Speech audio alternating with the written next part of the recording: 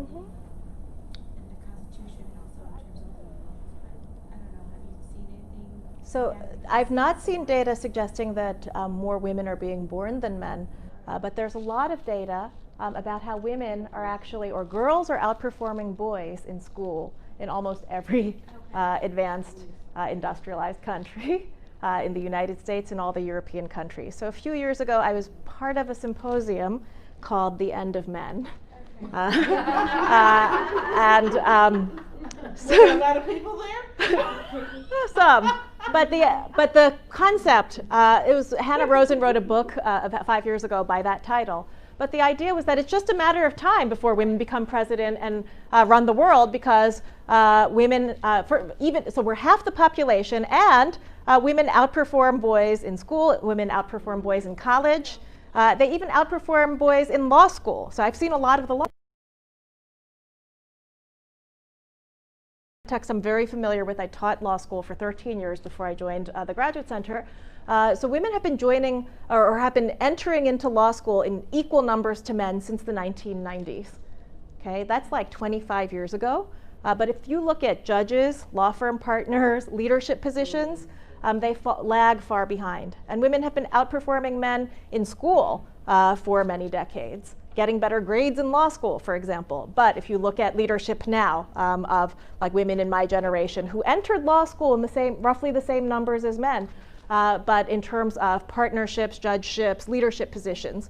And so one question is why? And some economists who have studied it say it's actually not a gender gap, it's a motherhood gap. Because if you control all the data, whether it's pay or leadership positions or anything, if you control all of it for motherhood, there isn't actually a huge gap between women who aren't mothers and men in general, whether they're fathers or not. But once you factor in motherhood,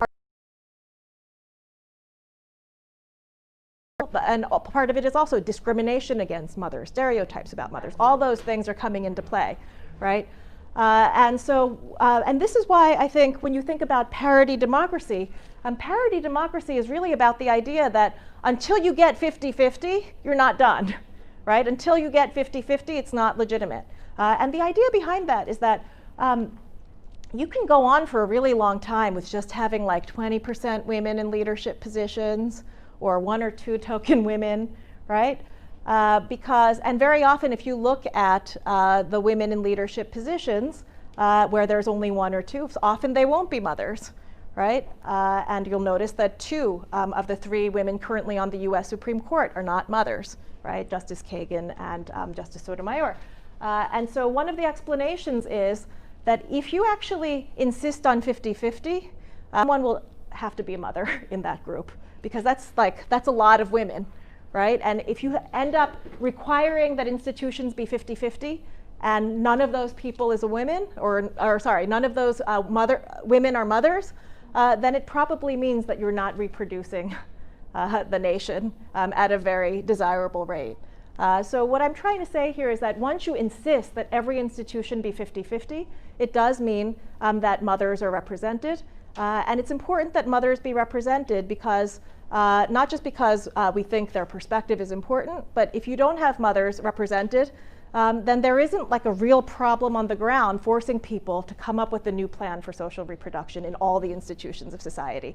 And we're just talking about really basic things like, are there after-school programs? Because if there aren't, somebody is going to be taking care of the kids. Is there affordable childcare, right? Is there protection or any form of support for maternal health, right?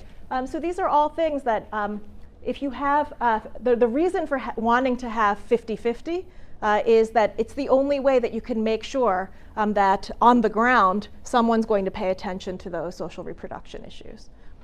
So, yeah. You kind of started answering it. As you were speaking, I've just been thinking a lot. Yeah. But where I'm running, particularly in my district, it's all men represented.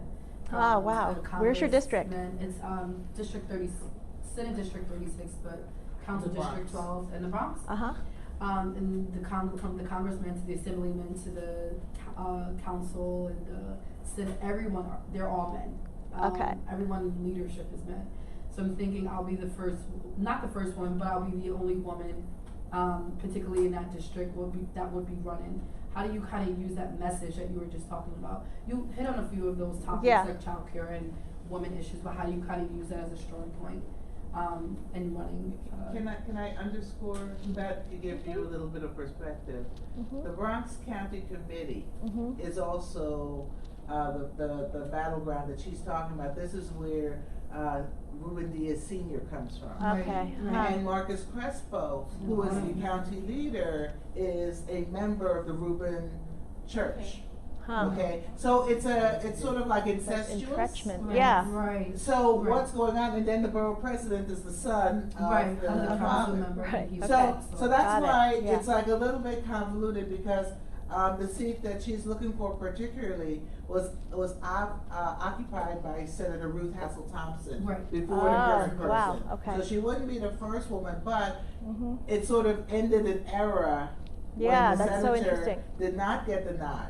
And because I asked the then county leader, Carl Hasty, why she could not come back, because she stepped down to run for mayor. Because I'm very familiar with this situation. And what was said by Carl Hasty, the county leader at the time, was, we asked her, and she said that she wasn't going to come back but I think it was short-sighted on his part as the county leader, because there was an assumption made that she felt she was going to win as mayor. When she didn't win, there was time for her to come back. And county made the decision they were going with another young man who they felt they wanted to groom to be up and coming. He had a cute little family, he's 20-something. He needed the nod versus somebody who had already been seasoned in the job and was familiar. In our community, in our district. Well, this is the bigger platform of what is being dealt with. And that's why a class like this is so important, because we're telling the truth. And we're not shutting our eyes and believing the Kool-Aid. We're sipping the Kool-Aid. So I think just running in general, that's what you said. Everything you said is so paramount, because even running in the seat that I ran in as a Republican woman of African descent, being a Republican first to run in that space in 35 years, really 50. It was 50. But the truth of the matter is that the few women who are in so-called leadership roles, positions of power, far and few between if we look at it across the board, unfortunately, throughout New York City. City council is shrinking in terms of women leadership roles. And so the class is urgent, and there should be more women that should be clamoring to get in. When we talk about what you bring up in terms, I'm a mother as well, 2.2 children. And what happens is, when I ran, that's the dog and the cat. That's two overachievers. Those are two overachievers. You don't want to just be one individual. Because when you have two, it's more than 1 and 1. Exactly. So at the end of the day, it's not mathematical. It's just true. And when you run and you're on the platform, you talk about how to use it. I use everything in my background and every arsenal and everything I can think of, even the lint in my pocket, depending on the because as a mother, you really learn and develop different skill sets. And so it's critical that as women, single and or as a parent, to understand that the future generations do depend upon your leadership. It's really critical that we understand the responsibility of even sitting here if you choose to really seriously run, whether you win or lose. There is no other platform in which to engage the audience. Well, let me say something. I do think that the kind of feminism that we got through the law and through the stretching of equal protection was one that was really about gender stereotypes. And I think as a result, in the 1970s, one way of being a successful woman was to really never mention the fact that you were a mother, right? And just be just like the men and successful on those same terms, right? And I think we've seen, and that was actually what's really interesting is that even in the 1940s in Germany, those women are talking about motherhood on the floor of the Constituent Assembly debates. And even the women who are not themselves mothers are going in there and saying women are mothers of the nation. And so it's a very interesting thing where there's a real kind of embracing of the identity of motherhood. Whereas I think that the way that our anti-stereotyping sex equality or gender equality law developed in the United States, and not just the law, the politics around it, was that if you say that you're a mother, it's a sign of weakness, or it's a stereotype of women, and essentialism, right? And so it was always something that was downplayed. But I think we're actually seeing a shift now. If you see the Democratic women who are coming forward for 2020, I think the fact, and not just the presidential election, I think that a lot of the women and the younger women who have been running in the last 3 years have actually been very vocal about their experience as mothers, and how that gives them a perspective, not because like it's biological or something, but how the experience of juggling actually helps us understand what's needed at a public policy level in order for the next generation of Americans, not just my own children, but everyone, to be successful, whether it has to do with things like education policy or childcare policy or affordability of housing. Yeah, yeah. You know what else I think is interesting? In this whole discussion today, yeah. Nobody mentioned about fathers. Mm-hmm. And what is the responsibility of fatherhood? Yeah. That's not a focal point. Yeah, but it. But this is the discrepancy. Mm-hmm. In a way, the founding fathers don't even address fatherhood. Yeah. But it's a de facto responsibility of the woman. I mean, it's sort of like when you're in therapy, and I've never been in therapy, but from what I understand in the whole process, it's always the mother's fault. Think about it. It's always. Because you were in hell long enough, you know, nobody took Fathers. care of you. But where's the responsibility of the father? Right. Yeah. Right. I just wanted to add, Yeah. when you're talking about the stereotypes of women running in politics, you know, when I look at all these prospective candidates running for president, the women, you know, and I say to myself, you know, one, as a society, is one getting used to seeing women run for such a big office. So that, as a whole, for me, is like, because, you know, we're so used to seeing men run for those offices and try not to be, set a stereotype or a tone of how she should act, or, you know, what is an issue she should be addressing. Like, all of those things, like, you know, for me, at least when I look at these candidates, I haven't really quite, not one really resonate with me. You know, I say, oh, I think she would be great. And I feel, because I think a lot of our, like you mentioned before, are trying to portray themselves something that they're really not. I think none of them have really, truly, an authentic way show, you know, what is it to be a woman, you know, to be themselves instead of trying to be something that they need to be when they shouldn't. And I think that's hurting a lot of the candidates. And so I think they could do so well and so much better if they would just touch upon a lot of women issues, but just in general, just kind of be themselves, you know, when they're going out and campaigning. Because I've listened to a couple of speeches, and I don't know, I just felt a little bit disappointed. I think Elizabeth Warren was more a little bit closer, because when she speaks, you can tell she's speaking to like, her heart is in it, you know. But along the way, with some of the lies about her being Indian and all that stuff, I just don't understand, you know, why they need to lie. You know, they have so much going for themselves. But anyway, I just wanted to kind of bring up the whole stereotype thing. It's really interesting. If you know, the survey was done and how women perceive other political candidates running, and sort of weigh in. Yeah, there's a chicken. Perspectives on, like, why do you think this candidate won? What are some things that you wish you would see? I think there's a chicken and egg problem with it too, because I think if you just had more women in politics, I think there would be less pressure in terms of the expectations of what a woman in politics should look like, whether it's be like a man or be a mother. You know, if we actually get to a point where it's 50-50. But I think there are a lot of institutional reasons having to do with raising money. You know, there are a lot of things going on that make it difficult. But one thing I will throw out there, and it's coming a little bit on the scene in the United States, and in fact has always sort of been on the scene.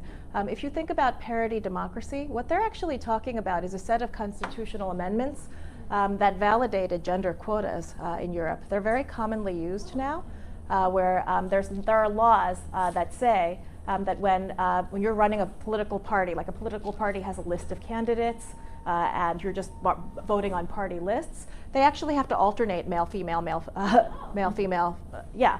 And so that means that if the party wins all the seats, half the people are going to be women, right? And when most of my American constitutional law colleagues hear me talk about that, they say that would obviously be a violation of equal protection because you're making sex distinction in the law, right? And right.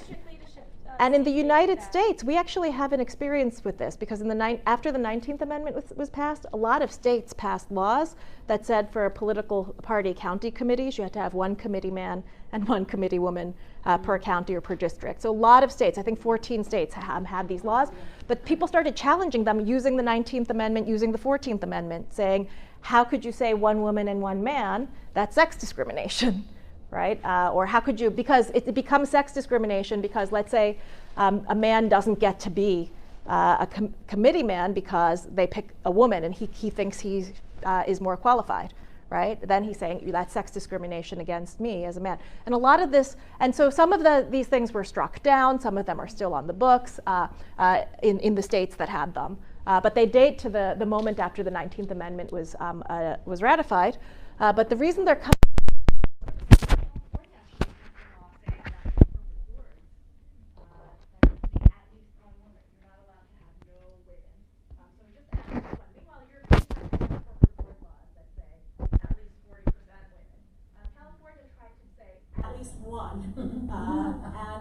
but everyone is saying that's a violation of the Equal Protection Clause because now you're saying that if the corporation wants to name an all-male slate, you're telling the corporation that they have to reject a qualified man and put a woman on there instead, and that's sex discrimination, right? And that no one has litigated that yet, but they've litigated other things. So in California, there was a lawsuit against. This was based on California civil rights law.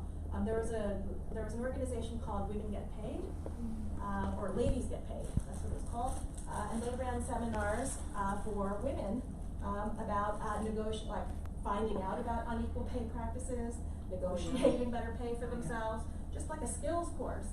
But they only opened the course to women and not to men, and some men sued the organization under civil rights law, saying that was sex discrimination. And they settled. Oh, they were afraid they were going to lose, so they settled the case. Yeah. And now they let the men come to the seminar. So I'm just saying that these are. So one solution might be to have a bunch of public policies that actually try to get parity in leadership positions, corporate boards, political party committees, other positions of influence. But because of the way that our law has developed around sex discrimination, it's actually not.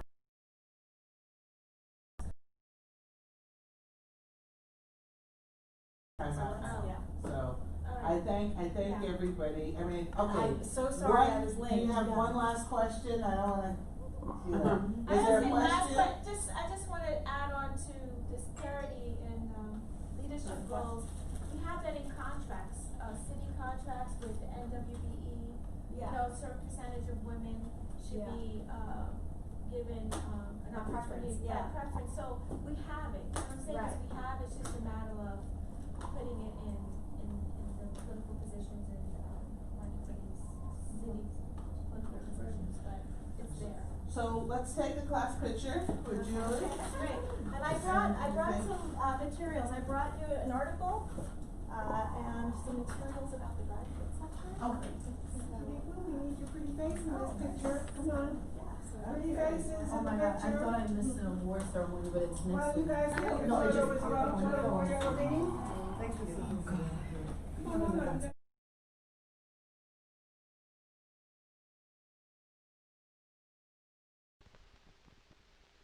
Boys think they can play sports better than girls, but I don't think that's true. And like in the old days, the men would go out and get the jobs, and the women would have to stay home and do all the housework and stuff. And I don't think that was fair either. That's the way it was. I couldn't help it.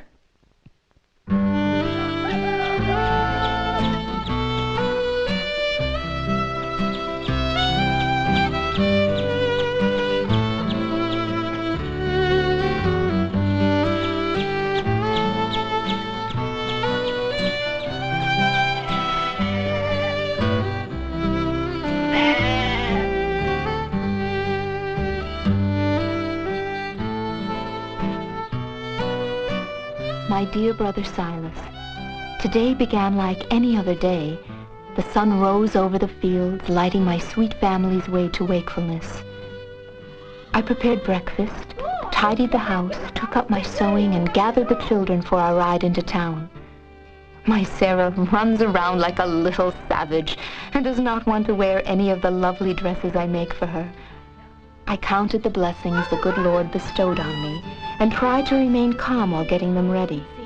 Okay, now go. But all of this I accomplished with much impatience and an eye toward the clock. For a most out-of-the-ordinary event was to take place at 10 o'clock at the Wesleyan Methodist Chapel.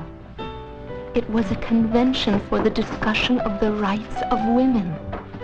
My dear friend and neighbor Ann Dewey showed me the notice in the newspaper. Oh, now I can see you raise your eyebrow and give me your stern look. And I beg you not to disapprove of me. But a public meeting for women is such a curiosity. And my beloved husband, Mr. Griswold, did not forbid it. So I made up my mind to go. I am only slightly anxious about letting Mr. Griswold take care of our children and our home for the next 2 days. Your loving sister, Lucy.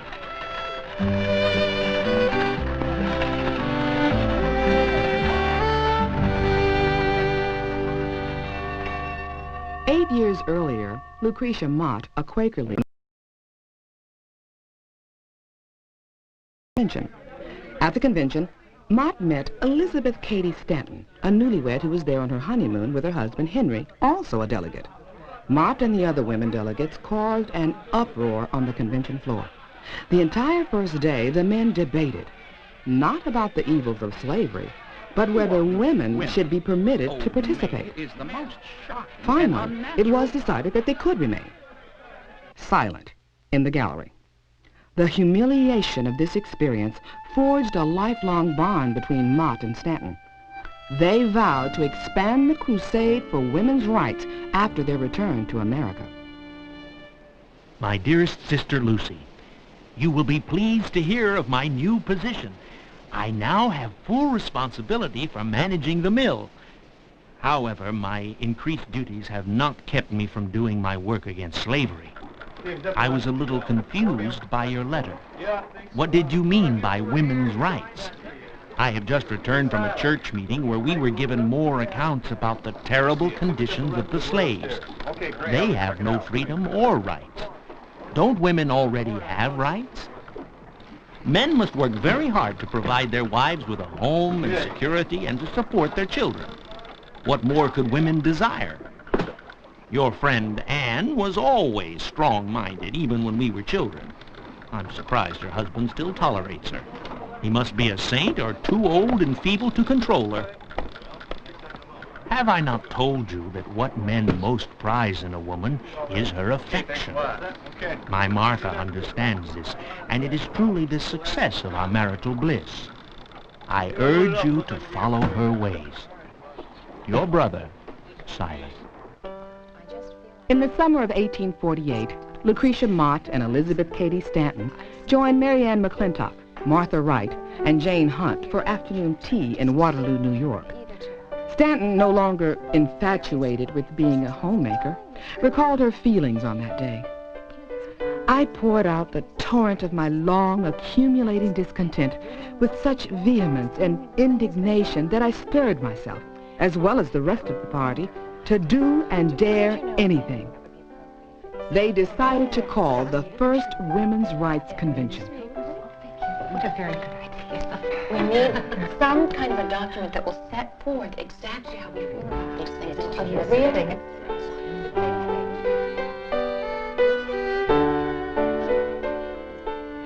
1 week later, they met at the home of Mary Ann McClintock to discuss a plan for presenting their grievances.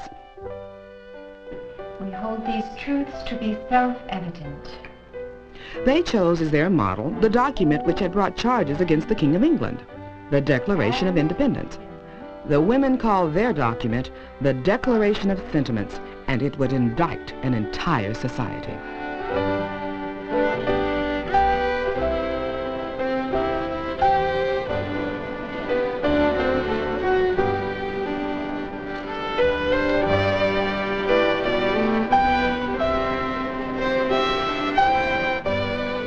Therefore, it is with great pleasure that I introduce to you my dear friend, Elizabeth Cady Stanton.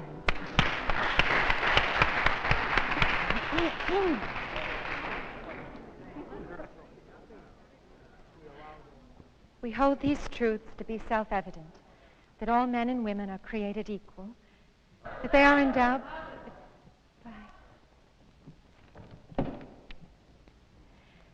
that all men and women are created equal, that they are endowed by their Creator with certain inalienable rights, that among these are life, liberty, and the pursuit of happiness.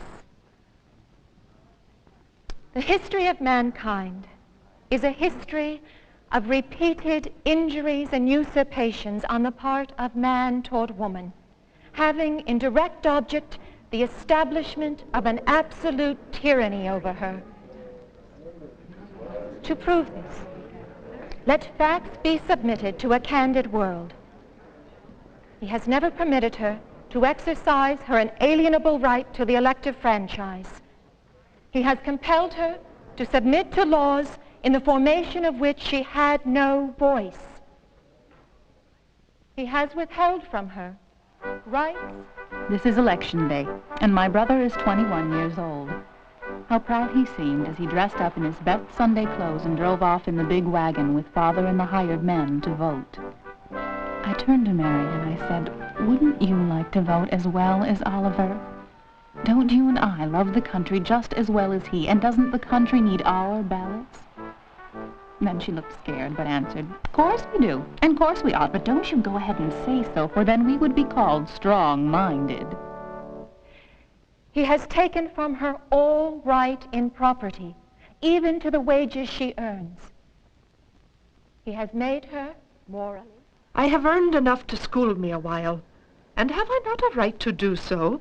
Or must I go home like a dutiful girl, place the money in father's hands, and then there goes all my hard earnings? In the covenant of marriage, she is compelled to promise obedience to her husband, he becoming to all intents and purposes her master, the law giving him power to deprive her. As the Lord Christ is the head of the church and the head of the man, so is the man the head and governor of the woman. This is God's choice and should not be transgressed. He has denied her the facilities for obtaining a thorough education, all colleges being closed against her. He allows her in church as well as state, but a subordinate position. Our colleges were never intended for the education of females. The male brain weighs more than the female brain. This proves that women are intellectually inferior and should be educated for different purposes. He has usurped the prerogative of Jehovah himself, claiming it as his right to assign for her a sphere of action, when that belongs to her conscience and to her God. I felt that I had found my vocation. I forgot God and did not know it, forgot philosophy and did not care to remember it. But alas, I forgot to get Bard's dinner. Not only once did I do this, but again and again. The fire went out or the bread ran over in the pans, while I painted and dreamed. Had the passion seized me before marriage, no other love could have come between me and art. But I felt that it was too late, as my life was already devoted to another object: housekeeping. He has endeavored, in every way that he could to destroy her confidence in her own powers, to lessen her self-respect, and to make her willing to lead a dependent and abject life. Dear Silas, you sound more like Father than Father did when he was alive. I must confess, I am confused by all this talk of women's rights. My heart is inflamed as much with a fearful anxiety as it is stirred with new ideas. I never expected to see women speaking so eloquently and with such power in public. That both Men, women, or even better. Yet, I know I'm very happy in my own home with my wonderful children and loving husband. But what about my lovely Sarah? Should she stay home like I did while her brothers go off to college? Shouldn't a man want a woman who can think and is well educated to be his companion and raise his children? Your loving sister, Lucy. P.S. No need to fear, Silas. I have not signed any declaration. I could not be sure how Mr. Griswold would feel, so I held back. Oh, and by the way, Anne didn't sign either. "300 people attended the Convention for Women's Rights in Seneca Falls. Of these, 68 women and 32 men signed the Declaration of Sentiments, including the African-American abolitionist Frederick Douglass. This gathering demonstrated to those women unhappy with their status that they were not alone, and it proclaimed to the world that here were women and men willing to change the conditions and injustices which oppressed them. They knew their path would not be easy." My dear Lucy, I urge you not to look away from your own little family circle for the means of producing moral and social reforms. You can be a guiding light within your home and should not participate in public demonstrations. Amy, come back here. Amy, you don't want to keep playing with us. Back with your mother on the blanket, okay? I pray you still believe that women are far superior to men morally. That is why it is your duty to instill your children with those values our dear departed mother taught us. Your loving brother, Silas. What do the ladies want? They have the best place and choicest titbit at the table. They have the best seat in the cars, carriages, and sleighs.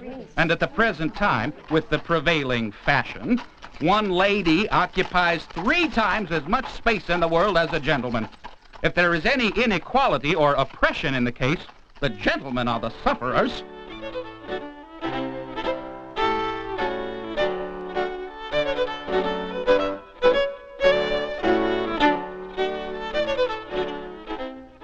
Little did the critics and newspapermen realize that the negative attention they gave to the first Women's Rights Convention served to spread the flames of discontent to others.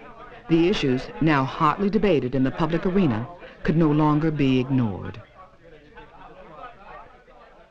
This meeting, as I understand it, was called to discuss women's rights. Well, I do not pretend to know exactly what women's rights are, but I do know that I have grown for 40 years, yea, for 50 years, under a sense of women's wrongs. As far as marriages, well, my mom, she's a teacher and she works also, so does my dad. But she quit working for a while to stay home with us until my brother was in kindergarten and we were old enough to like stay home alone and everything. And she had to put her career on hold. I could have done that too.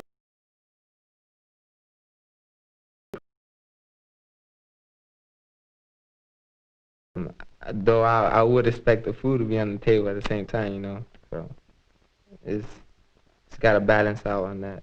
You see how all, like, the basketball games for boys, they always get on TV and the Dream Team and all that. But for girls, I mean, what do they get? They hardly get any recognition, you know? Well, they had a Dream Team for girls. Yeah, but nobody really paid attention to them. Yeah, they did. No, they didn't. Yeah, they did. No, they didn't. Yeah, they did. No, they did not. No, don't tell me. They did not pay attention. In the eyes of the law made by men, women were classified with minors, lunatics, and idiots. They could not own property, make contracts, sue, or serve on juries. A woman was only one husband away from poverty. Dear Silas, I write with a sad heart the news of Uncle Edward's death. Unbeknownst to Aunt Grace, he had deeply encumbered himself in debt, and the creditors have claimed everything. Now she must leave the very house which her father gave to her. It frightens me to think that a woman who loses her husband may become destitute in an instant. What if something were to happen to Mr. Griswold? Then who would take care of us? I shouldn't permit myself to think such thoughts. I must confide in you that I will do everything in my power to secure a good education for Sarah, so she can be independent and realize her own self-worth. We have stopped buying sugar produced by slaves. It is my small way of helping the cause. Love, Lucy. Dearest Lucy, I will miss Uncle Edward. He was always so much fun to be with, although he helped himself too much to the bottle. Surely Aunt Grace was aware of his drinking and financial extravagances. Perhaps Aunt Grace will remarry and thereby ensure the security of her family. Husbands are the best protection from poverty, even though they are not immortal. My boys are shooting up. I urge them to when I'm too old to earn any more. My work keeps me so occupied that I worry that I do not spend enough time with them, although I do not know how much time they want to spend with me. Martha is still frail from the birth of Joshua. She looks forward to spending some time with you. Your loving brother, Silas. The common experience of childbirth and child rearing bound most women together. They spent much of their adult lives pregnant, giving birth, nursing, recovering from births, and supporting their female kin and friends. By God's grace, I have given birth to 10 children before my 34th year, and though 4 of them have not survived, I am still alive. With God's grace again, I will give life to this one, and he will not take mine. I pray that Jonathan will not take an interest in me again. I cannot bear much more. Dear Silas, today is Sarah's 16th birthday. Where, my dear brother, do the years go? Sarah is very involved with herself. Oh, I know the stage will pass, but sometimes, she is impossible to be with. I took her to town to buy material for a silk dress. Her ideas about fashion differed from mine. How about this one? Oh, I'm so sorry, Mrs. Hoskins. We passed a woman wearing blues. I must say they are not very flattering to the hips. I told Sarah that I would relish the freedom of movement they give.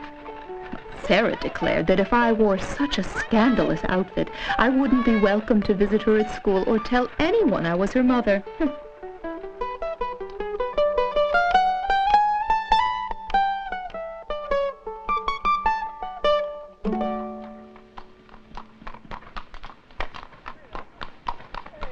My dear sister, mark my words, if women insist on wearing those vulgar fashions, the next thing you know, we will see them smoking tobacco.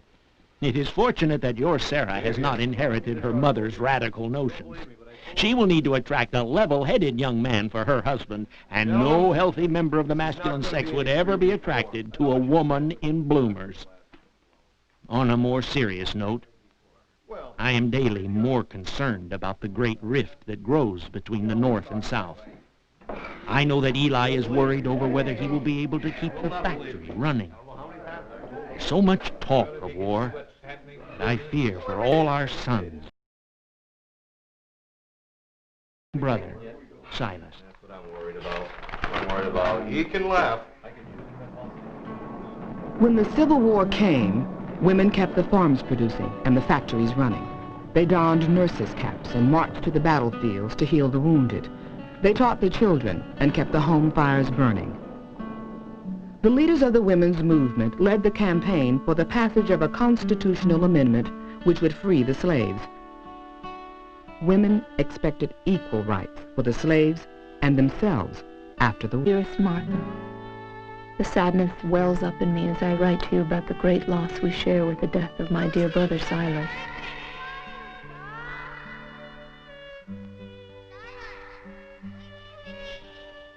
hear very little from Eli and my sons. I have been comforted with Sarah's presence as she awaits the return of her husband. While we don't always hold the same opinions, we manage to have lengthy discussions to fill our lonely hours. Once the slaves are free, I believe the Negroes must have the vote to protect themselves from any more abuses. Sarah says that women must also get the right to vote. She feels if women would have a say in the laws of the land, then there would be no wars. Maybe she's right. I still feel that even if we have a say, who would listen to our voices? Martha, am I just growing old and tired? I wish we could be together now. With loving comfort, Lucy. When the war ended, most abolitionists supported a constitutional amendment giving African American men the right to vote. They refused, however, to include a woman's right to vote, fearing it would be too controversial and would defeat their cause. This decision created a major split between those woman suffrage advocates willing to put their desires on the back burner and those unwilling to wait any longer for the basic civil rights of all women. The seed planted 20 years earlier in Seneca Falls still had not blossomed. See, girls always put you down. Yeah, you always put us down. Not all the time. Not all the time? Well, see, look, you just put me down right there. Well, you're yelling at me for putting you down when you put me down, so it doesn't really matter. So both girls and boys say that, but it still means that girls are treated differently than boys. Yeah, true. Have you ever seen a girl president? No. Have you ever seen, It'll never happen. I don't think it'll ever become equal. I think it will. I think it will. Unless we lose gender, it'll never. See, he still thinks he has all the power, and it's not. No, true. I'm not saying that men are overpowered. I just don't think it'll ever be totally equal. I think it will. My dearest Sarah, at 40, I know you feel you are too old to take advice from your dear old mother. But at my age, I feel I have earned the right to speak my mind about your daughter and my granddaughter. I sense that you and Charles are afraid that Hannah will be criticized and ridiculed if she enters the medical profession. I hope you will accept this money as my modest investment in Hannah's future.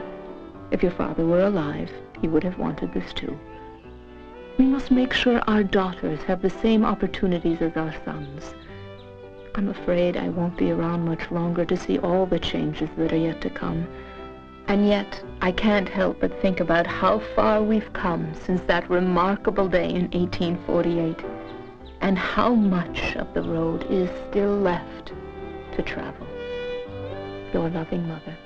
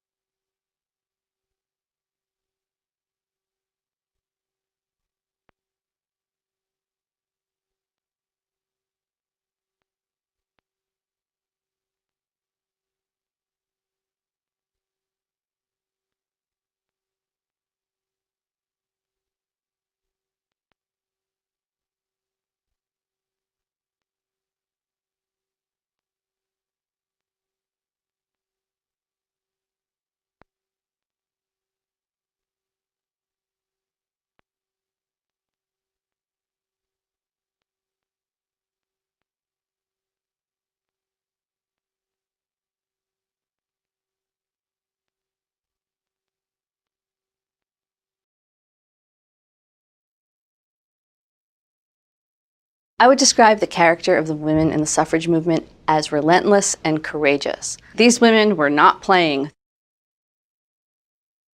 I had no idea that women had spent 2 weeks in prison because they were protesting, as is their right, in front of the White House. The women were tortured and chained.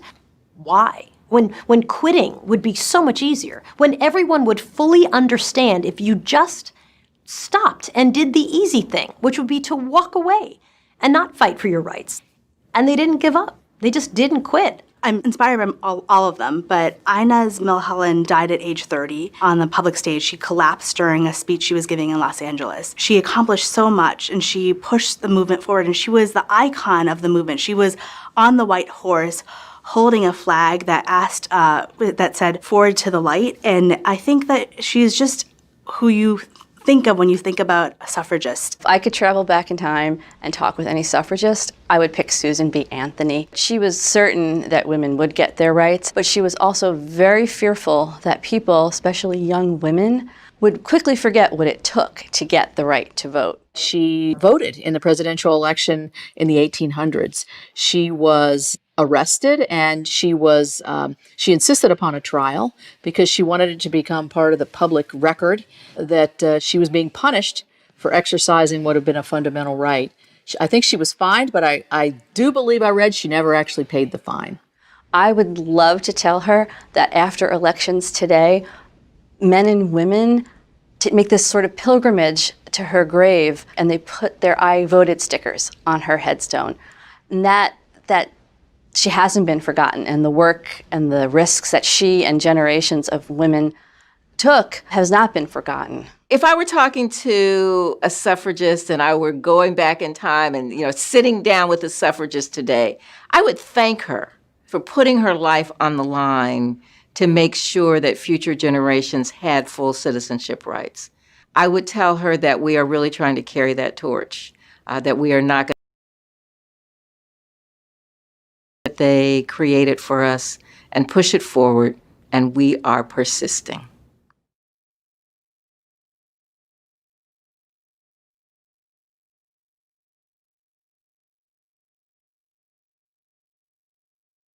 CREWTV is a movement.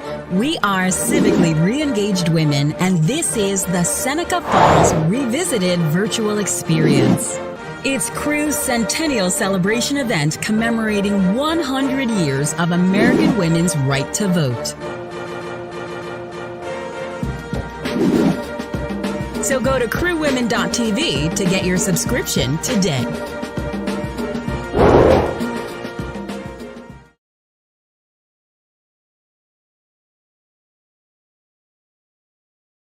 I live in Detroit, Michigan, in the city on the west side of Detroit. My mother took me to see Dr. King in Detroit as well as here in Washington, D.C. August 28, 1963 was my 12th birthday. The buzz on the March on Washington started buzzing about a month beforehand. And as a beginning freelance, I did a lot of work for USIA, and this job came along. The caveat was that I would get paid twice my day rate, but they would own the negatives for the National Archives.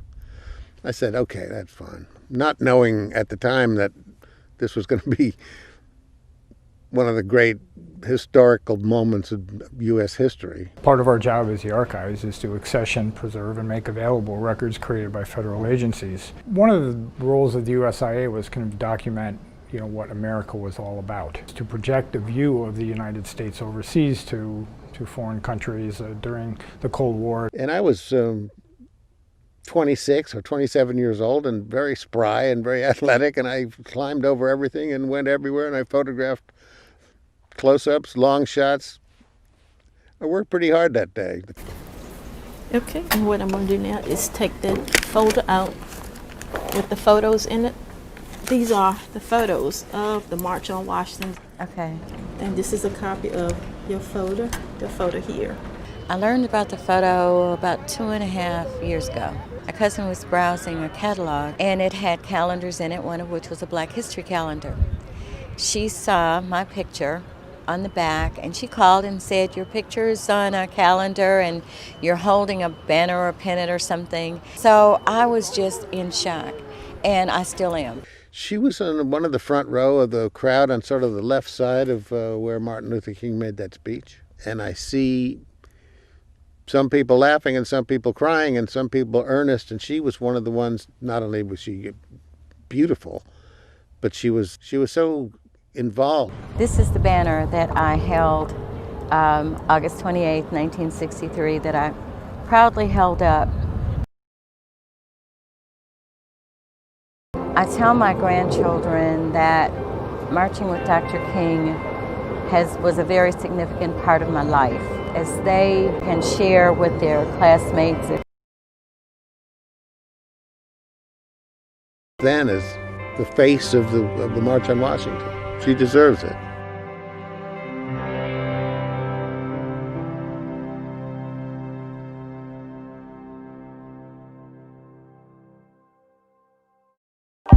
Hi, I'm U.S. Senator Kirsten Gillibrand. In 2020, we are going to celebrate the 100th anniversary of the passage and ratification of the 19th Amendment, which gave women the right to vote in our country. And all of you who are following in the footsteps of the incredible New York suffragists who made this happen.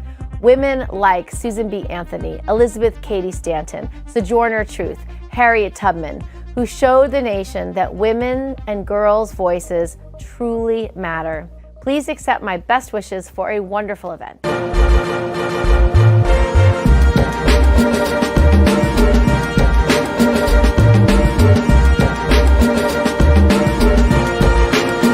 19th Amendment, giving women the right to vote, became enshrined in our Constitution. My mother stands before you today as a candidate for the Democratic nomination for the presidency of the United States of America. The Equal Rights Amendment, when ratified, will help knock down those restrictions that have locked women in to the old stereotypes of behavior and opportunity. It will help open up more options for women.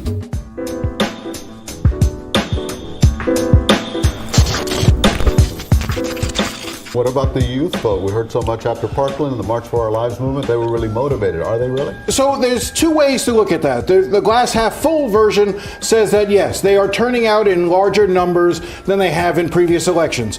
The glass half empty side, though, says that they're still underperforming. Let me give you an idea. 18 to 24-year-olds represent 8.9% of all registered voters, yet only 4.2% of them have voted so far. 18 to 34-year-olds represent about 26% of all.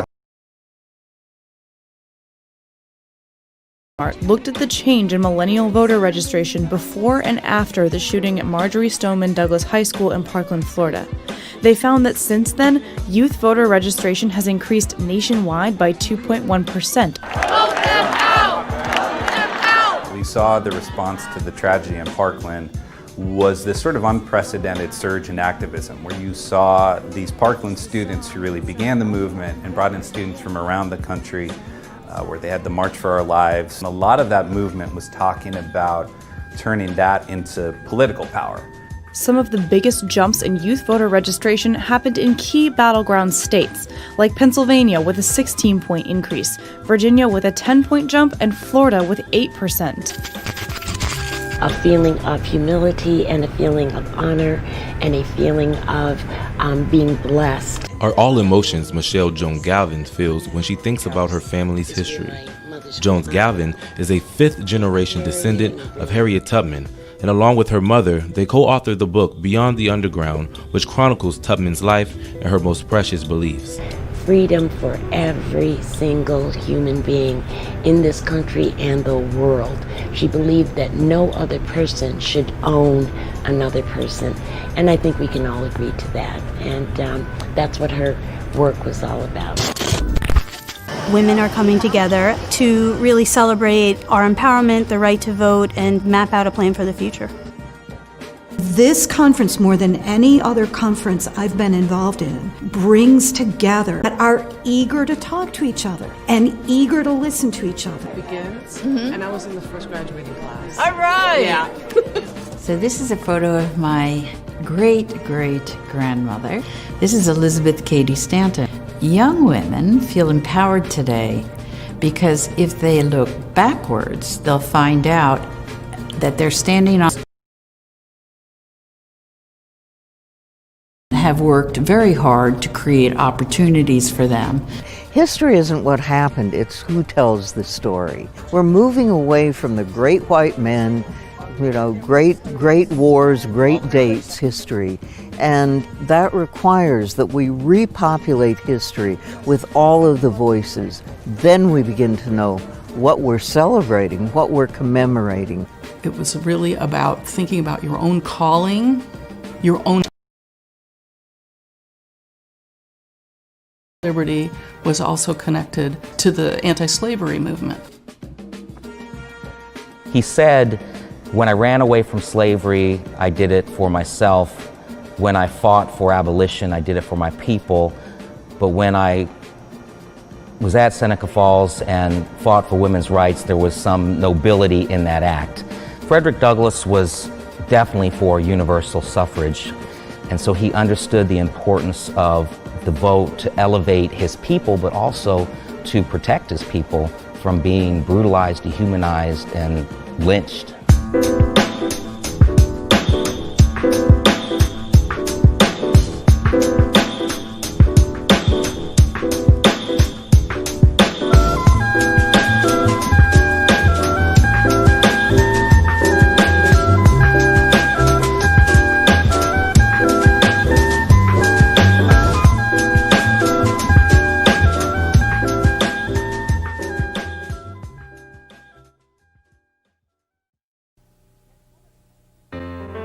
He has never permitted her to exercise her inalienable right to elective franchise. He has compelled her to submit to laws in the formation of which she had no voice. He has denied her the facilities for obtaining a thorough education. We insist that they have immediate admission to all the rights and privileges which belong to them as citizens of the United States. We do this day affix our signatures to this declaration. Elizabeth Cady Stanton.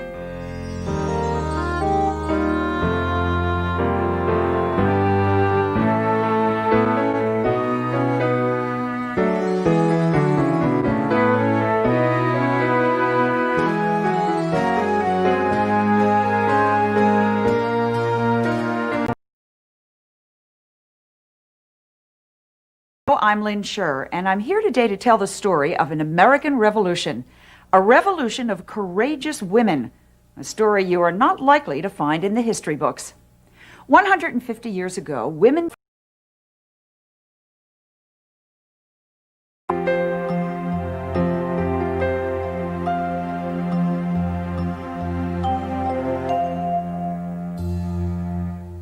These women, Elizabeth Cady Stanton, Lucretia Mott, and Susan B. Anthony, are my heroes. More than 150 years ago, they had the foresight to understand that without certain rights, and specifically without the right to participate fully in our democracy as voting citizens, women would never take their rightful place in the country or in the world. And in case you belongs to another century,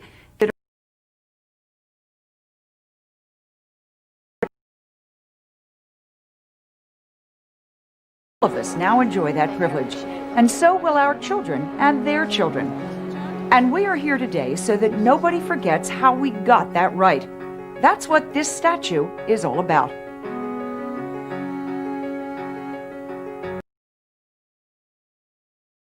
Mott. In 1848, a 55-year-old Quaker from Philadelphia who was an outspoken leader in the fight against slavery. It was Mott who was a bridge between